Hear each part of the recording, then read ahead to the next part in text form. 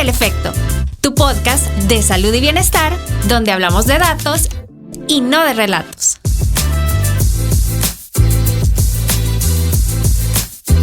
Bienvenidos a nuestra segunda parte del episodio con Pablo.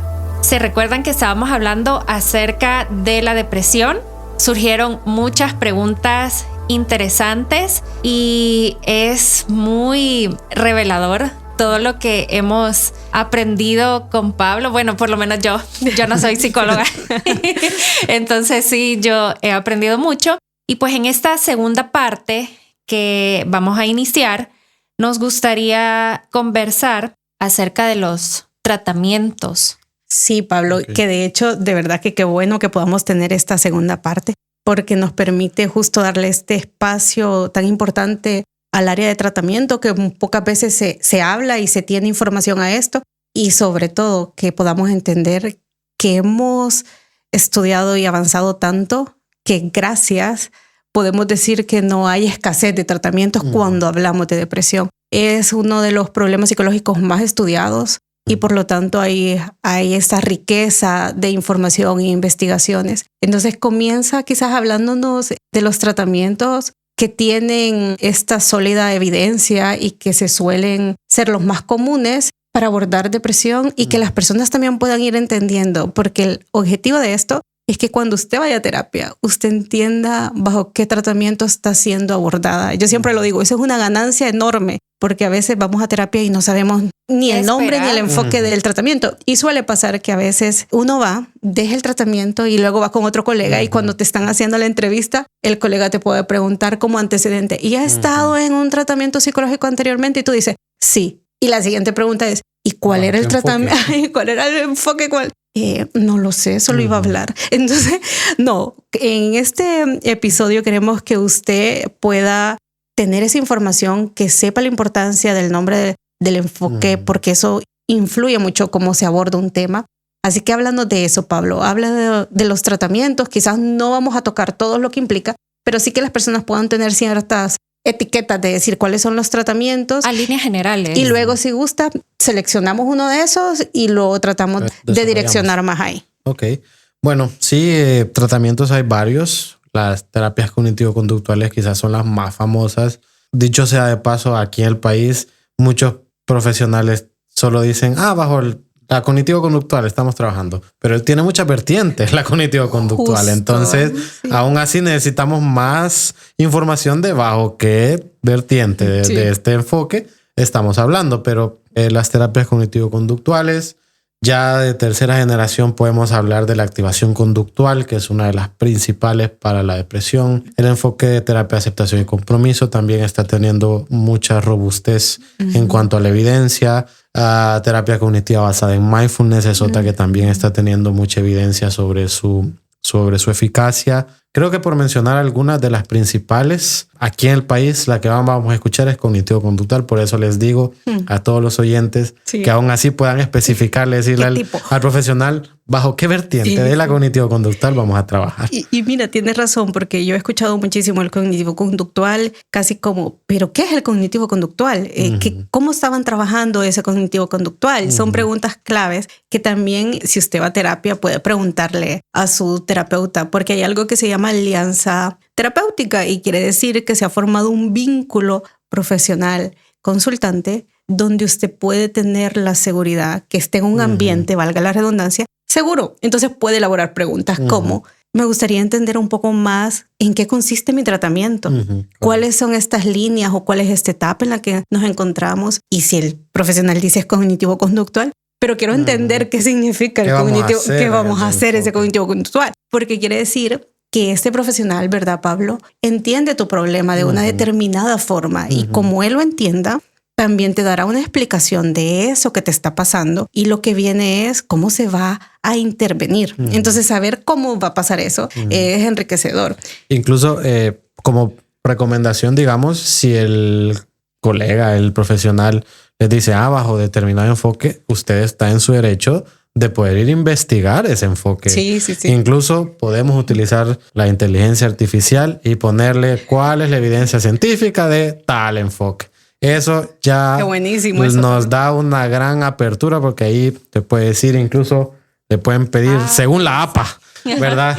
Tiene evidencia robusta, tiene cierta evidencia cuestionable, no me acuerdo cuáles son las clasificaciones, pero ahí, ajá, exacto, cabal, son como 4 o 5. Entonces ahí ya nos da mucha información de por dónde puede ir el enfoque, ¿verdad? Y para tener nuestra decisión, porque es el derecho de cada uno. Y para los que nos escuchan, lo de la APA, nosotros nos referimos a esta asociación americana. Es cierto, yo hablo como que si no son las citas. Todos escuchan, no es como citar, ¿sabes? Y qué bueno que lo dijiste, porque cuando mencionó APA, yo dije, los documentos, las citas textuales. Sí, porque yo creo que yo le decía a Pablo en su momento, siempre tenemos nosotros los sesgos y lo hablamos con ligereza, pero no. Si usted busca creo que es importante, usted puede entrar a este sitio, APA tal cual, que es la Asociación Americana de Psicología. Entonces, que obviamente tiene un reconocimiento y un respaldo sobre su trabajo, donde puedes encontrar incluso la lista de tratamientos psicológicos con mayor respaldo empírico según el problema psicológico. Por ejemplo, para ansiedad, ¿cuáles son los tratamientos? Te da una lista, entonces podés investigar. Así que solo daré el dato de Pablo. Perdón. No hay problema. Nos pasa a diario.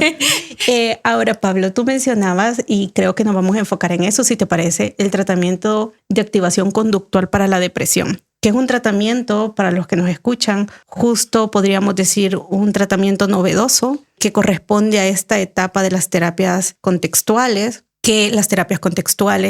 quizás, Pablo, explícanos cuál es su aporte más valioso y qué entendemos por terapias contextuales y luego qué entendemos por tratamiento de activación conductual para depresión. Bueno, las terapias contextuales, creo que en el episodio anterior lo mencioné, que son enfoques principalmente transdiagnósticos. ¿Qué quiere decir eso? No nos enfocamos en un criterio diagnóstico. No, lo voy a decir en el buen sentido. No nos interesa saber si tiene A, Y, Z trastorno. Nos interesa ver conductas, problemas. Entonces, bajo esa perspectiva, lo que buscamos dentro de la terapia contextual, lo que vemos, mejor dicho, es ver a la persona, su funcionamiento en su ambiente, en su contexto, ver cómo está interactuando en el contexto. No podemos verla separado de ella, porque el contexto es el que nos dice cómo está siendo mantenida la problemática y cómo está afectándole. Un ejemplo sencillo de por qué es importante el contexto.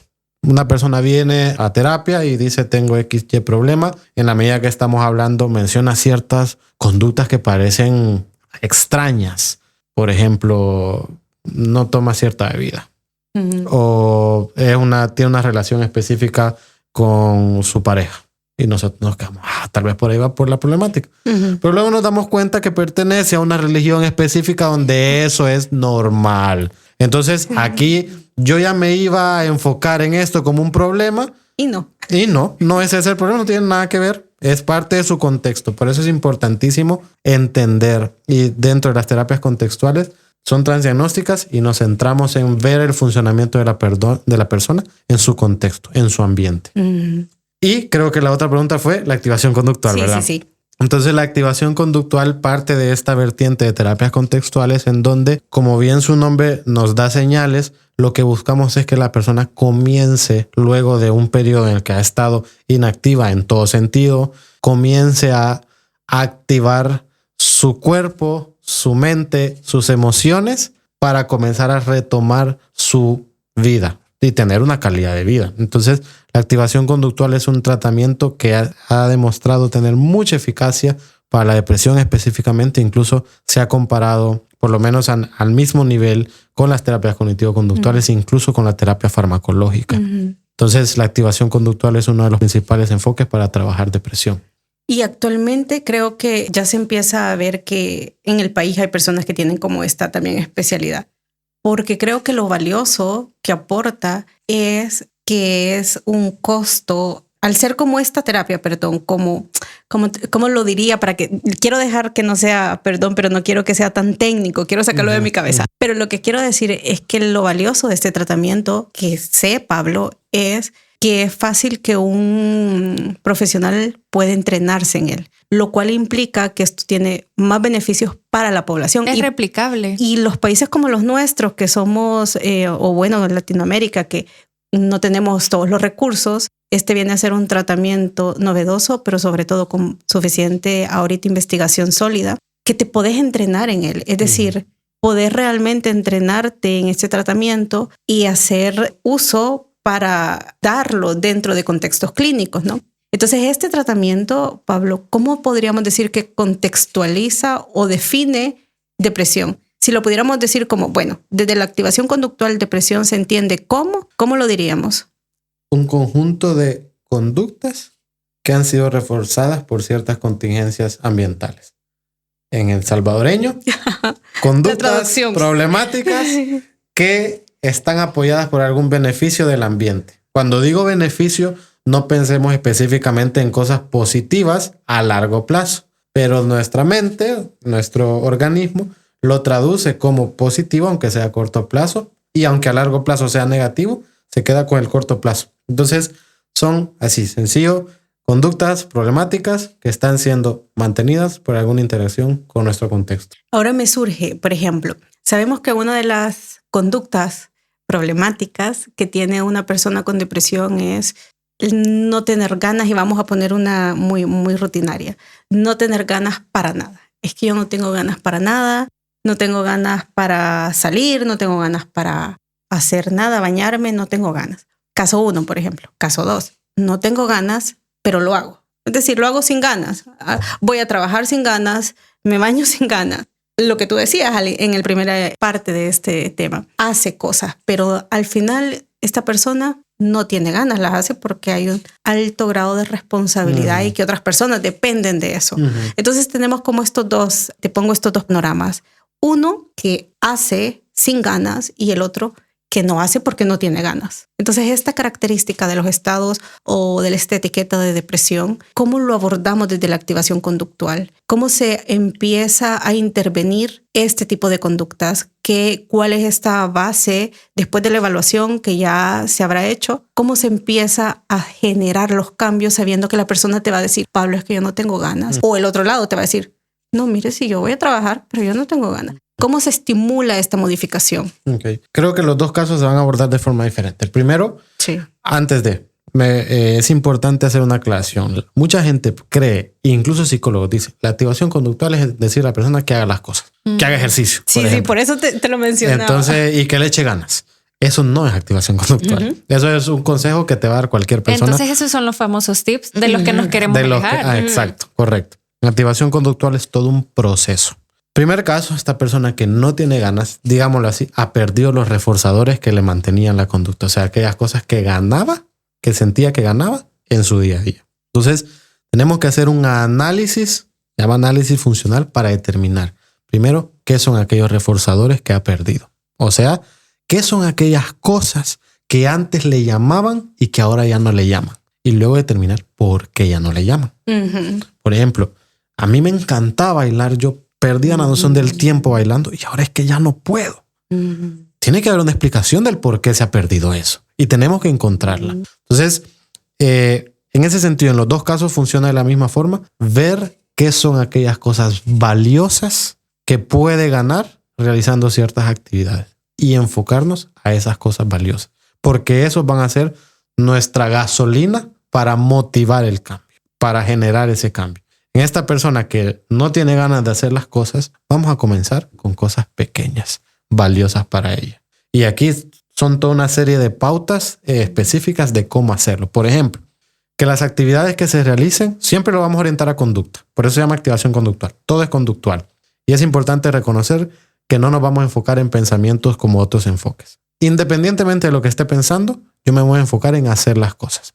Quitamos esa lucha con el pensamiento. No nos interesa. Mi mente me dice que no es necesario, que voy a pasar esto. Que tu mente te lo diga, pero lo vamos a intentar igual. Y vamos a ver qué es lo que ocurre. Todo lo manejamos como un experimento, no como tareas, no necesariamente porque tiene una connotación de responsabilidad. Experimentemos a ver qué ocurre si haciendo esto. ¿Ok? Las actividades tienen que ser programadas, realistas. Tomamos prestado de lo administrativo, objetivos SMART, realizables, alcanzables, específicos, medibles, porque todo eso nos va a determinar si en realidad lo que nosotros planteamos es real.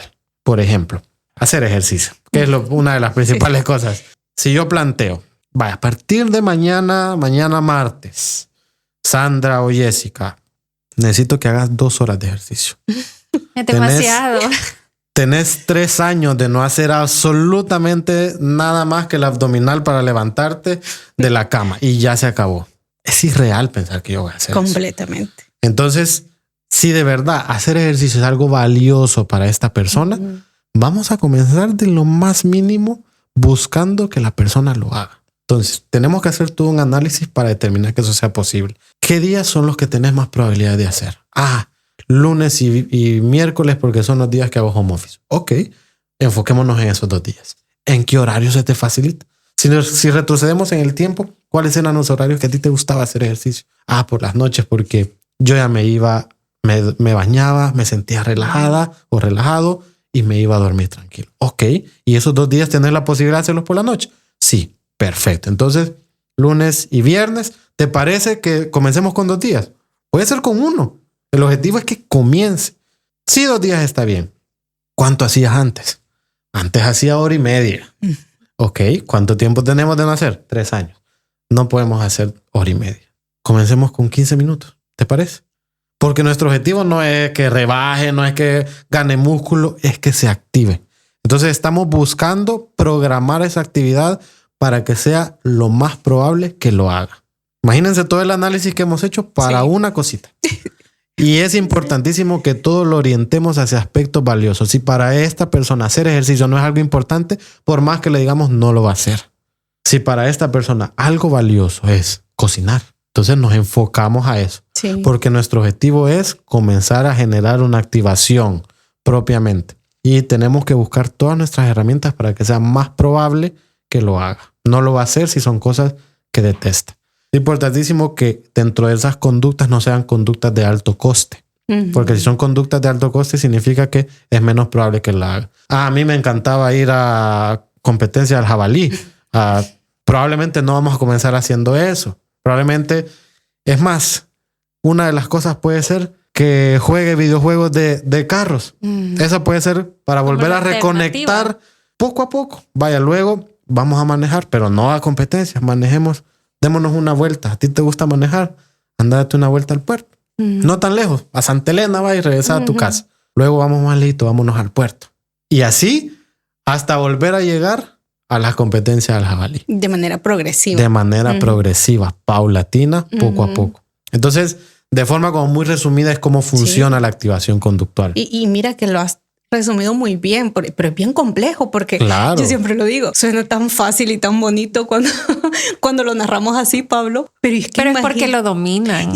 Pero es que imagínate con el consultante, o sea, lograr primero la disponibilidad a hacer las cosas, porque es que no tiene ganas. Eso es la base. Entonces, me gusta cómo lo has dicho, porque es tal cual, es movilizar, pero la clave de lo que tú has dicho es con cosas que para él son valiosos. Y ahí viene la idiosincrasia de cada proceso, ¿no? No va a ser igual para otra persona, no va a conectar igual. Entonces, para el otro caso, el principio es el mismo.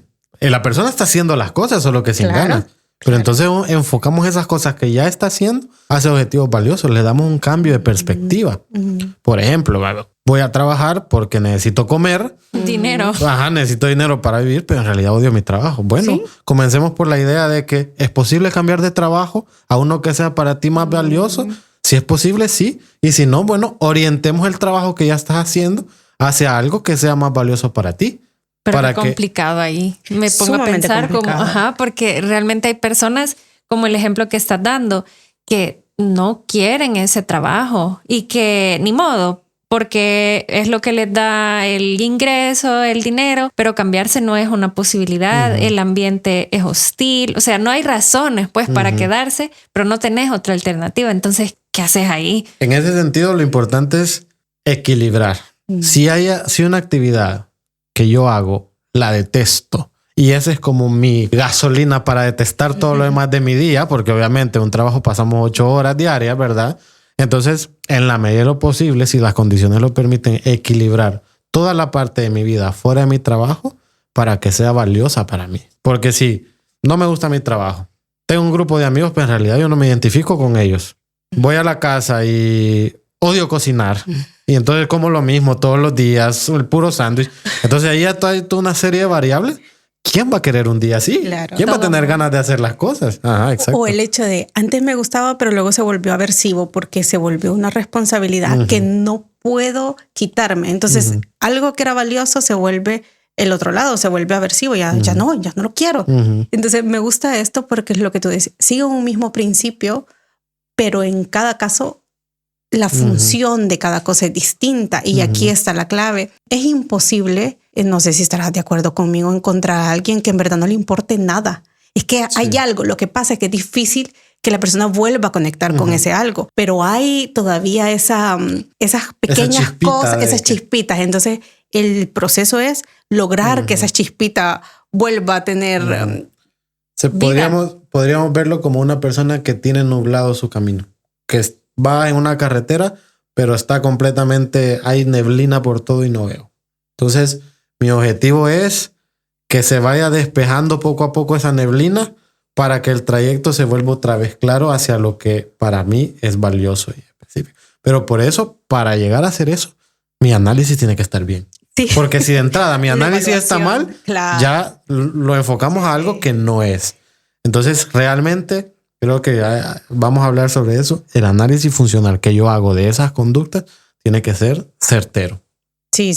Y sobre todo, Pablo, las habilidades para hacer ese análisis. Y habla de eso porque fue una pregunta pendiente en la primera parte. Las habilidades que tiene que tener un clínico para tratar problemas y acompañar a una persona en su proceso de depresión. ¿Cuáles podrían ser esas habilidades clínicas? Cuando hablamos de habilidades son una serie de conductas que han sido entrenadas obviamente para que el terapeuta pueda guiar y orientar a tu cliente. ¿Cuáles podrían ser esas que tú identificas? Creo que la primera es un buen observador. Un buen análisis parte de una observación certera. Y por un ejemplo, el insomnio, ¿por qué se da? Cada caso es diferente. Imaginémonos que esta persona que todo su día es una versión completa, viene en la noche y se pone a ver videos de cosas que le gustan. Va a llegar hasta las 3 de la mañana viendo cosas que le gustan. Entonces se va a dormir a las 3 de la mañana y se despierta a las 5. ¿Quién no va a andar cansado y sin ganas de hacer las cosas el día siguiente? Pero luego lo único que estoy esperando es llegar a la casa para seguir viendo esos videos porque es mi única conexión de que aquello que es valioso me aíslo socialmente. Yo ya no quiero a mis amigos porque me son aversivos también. Entonces, lo único que quiero es aislarme en mi casita, en mi cuartito y seguir viendo esos videos hasta las 3 de la mañana. Y ahí ya comienza un ciclo, pero todo ese análisis yo lo tuve que haber hecho. Si no lo hago, si no soy un buen observador, desde el inicio estamos mal. Segundo punto, tenemos que tener tolerancia a la frustración, porque son personas que tienen una alta resistencia al cambio. Altísima. Vamos a pasar varias sesiones antes de que probablemente comencemos a ver algunas conductas que se están comenzando a realizar. Y a veces la mente frustra, somos humanos. Entonces es como, estoy haciendo mal quizás, yo soy un mal clínico, necesito más, quizás este paciente lo voy a referir porque es que conmigo no avanza. Tenemos que ser tolerantes a la frustración también y manejar esa frustración con estos casos. Ser un excelente comunicador. Porque estas personas son altamente reactivas. Claro, si no quieren hacer nada, si están con una pérdida para experimentar placer, no duermen o duermen mucho, nada les interesa en su día a día, ¿quién no va a ser reactivo? Y si viene a terapia, que se tiene que ser el lugar seguro, y yo lo que hago es regañarlo porque no hizo la tarea que tenía que hacer, no. Tengo que saber cómo comunicar las ideas, cómo comunicarme y cómo hacer que la persona se sienta en ese espacio seguro. Y, perdón, creo que el clínico también es importantísimo, muy importantísimo, que sea flexible. Si yo veo que donde yo propuse el camino no está funcionando, tengo que adaptarme y ser flexible a generar cambio. Por ejemplo, esta persona que pasó todo un año dándole terapia a alguien y que al final lo que tenía era resistencia a la insulina y eso generaba, bueno, creo que nos pasamos mucho tiempo, demasiado tiempo viendo que no funcionaba. Yo a las sesiones veo que no vamos avanzando, cambio el camino, busco por otro lado, vuelvo al inicio, incluso para ver si el análisis que yo hice está mal, porque nos puede pasar que nos equivoquemos, ¿verdad? Y volvemos otra vez al camino. Tenemos que ser flexibles, incluso con lo que el consultante nos dice. parte de un espacio seguro es que la persona tiene la confianza de decirme a mí las cosas directas.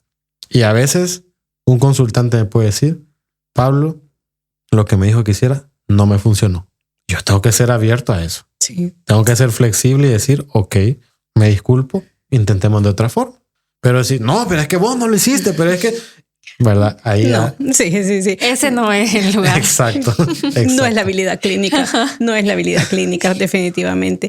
Dijiste algo que realmente es muy bueno. El terapeuta no puede, por muy protocolos que tengamos, no podemos encajar y obligar a que la persona encaje en ese protocolo. El protocolo tiene que ser flexible. Nos adaptamos a cómo va cada cliente o paciente respondiendo y dando indicios de ese tratamiento. Entonces, saber que eso siempre es importante y ver a la persona. Para mí se resume en eso, el como terapeuta poder ver a la persona que tienes enfrente y no olvidarte de eso, que es la persona, no es lo que bien decíamos al inicio, la etiqueta, es una persona que responde a ciertas pautas y esas pautas se van a ir moldeando poco a poco.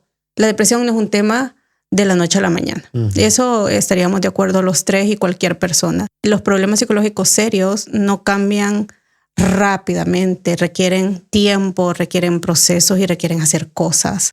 Entonces realmente creo que la activación conductual, si bien es cierto, es uno de los tratamientos más novedosos. Gozamos de buena investigación y eso también da seguridad. Aparte de esto, Pablo, ¿hay algo más? Yo sé que el tiempo es valioso y siempre se nos va de las manos y creo que se nos han ido muchas cosas de las manos que me hubiese gustado tocar, pero algo que tú quieras agregar sobre este tema y que consideres que es importante que las personas que nos escuchan en Ley del Efecto tengan presente, ¿cuáles serían? Creo que la principal es que las personas, los consultantes tienen derecho a tener un tratamiento basado en evidencia y es el deber del clínico brindárselos. ¿Por qué? Porque es algo que está probado que funciona, que es eficaz, que es eficiente. Entonces, la persona en realidad tiene el derecho para poder hacerlo. Y por eso estos temas son muy importantes y les invitamos a que se puedan informar de una buena forma, no en tips, no en preferencias, no en redes sociales, pero es importantísimo porque, lo voy a decir de esta forma, con mucho cuidado, los clínicos tenemos la salud también de las personas en nuestras manos. Y eso implica que tenemos que ser éticos para poder hacerlo. Y eso también implica que tenemos que dar un tratamiento que sabemos que le va a funcionar a la persona o que probablemente le pueda funcionar. Y aquí retomo lo que dijo Jessica, no solo ver a la persona que es una persona, sino que es una persona que está sufriendo, que está buscando ayuda porque hay un problema que le ha hecho sufrir. Para mí eso es algo muy importante y siempre lo veo adelante mío y por eso trato de dar lo mejor porque es alguien que está sufriendo y que me buscó para que yo le intente ayudar en eso. Entonces, eso me hace a mí tener una visión de que yo no me puedo quedar cómodo y es algo que se me olvidó agregar en el episodio anterior. El clínico jamás se las va a saber todas, entonces siempre tiene que formarse. Y es también el derecho del consultante tener un clínico que esté en constante actualización. Sobre todo, por ejemplo, estos temas me gusta ver y tengo contacto con varios estudiantes que les interesa mucho este tema de las terapias contextuales y me encanta. No es que hay competencia, no, que se divulgue, por favor, que nunca la habían escuchado en la universidad. Yo tuve la ventaja de tener un catedrático que me enseñó sobre estos temas de las terapias contextuales. Justo por eso tuve la maestría, hice la maestría por consejo de él.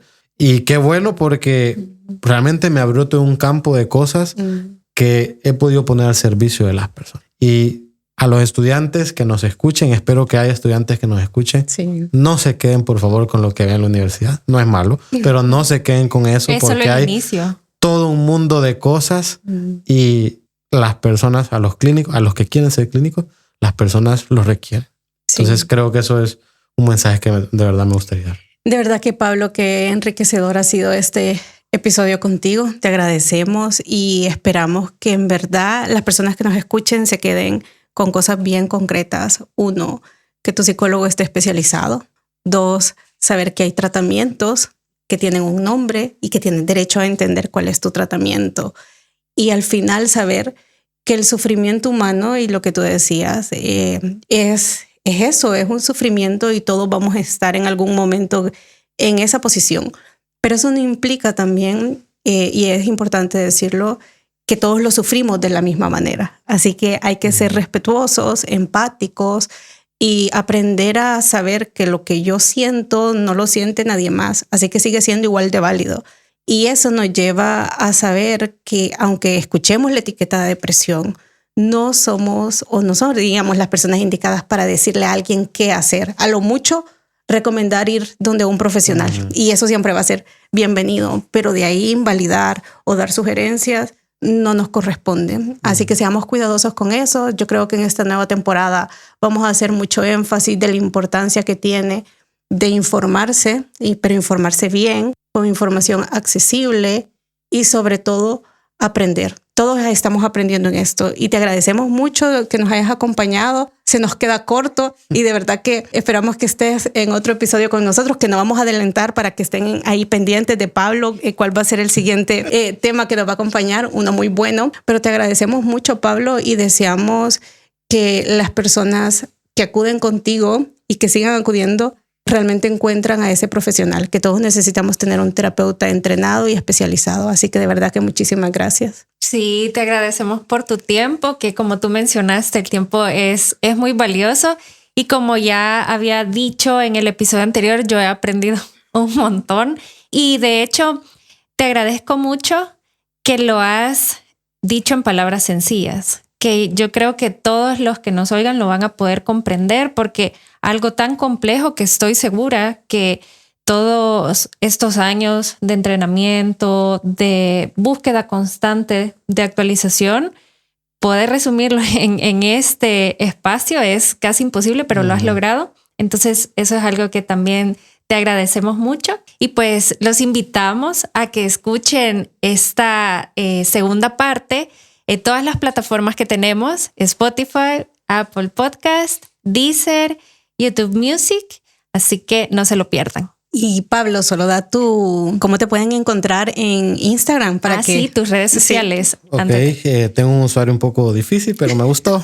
Pablo M.PSY. Sí. Pablo M.PSY. Ahí me pueden encontrar. Así que búsquenlo y síganlo y ahí está, disponible. Gracias. Esto fue Ley del Efecto, tu podcast de salud y bienestar, donde hablamos de datos y no de relatos.